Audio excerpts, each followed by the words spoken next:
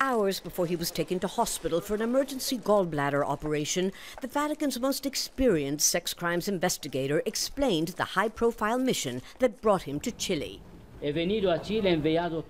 Pope Francis has sent me to collect useful information concerning Monsignor Juan Barro, the Bishop of OSORNO.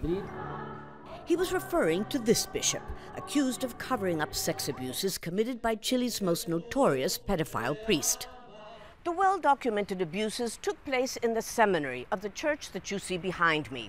And it was the Pope's stubborn defense of Bishop Barros during his recent trip here to Chile that unleashed widespread criticism that his promise of zero tolerance of abuses in the church was a mere public relations exercise. Under pressure to address the worst crisis of his papacy, the Pope dispatched his team of investigators to hear testimonies from those whom just weeks earlier he had accused of slander.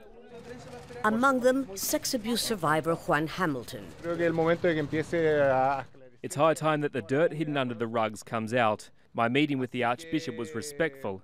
Whatever happens, the Vatican will know the truth of what goes on in Chile, although the outcome ultimately depends on the Pope. A Spanish priest who accompanied the Vatican's chief investigator has taken over the interviews while the Archbishop recovers. Wednesday afternoon, he heard testimonies from 3 parishioners, a priest and a deacon from OSORNO, the city where the Pope appointed Bishop Barros, despite widespread protests.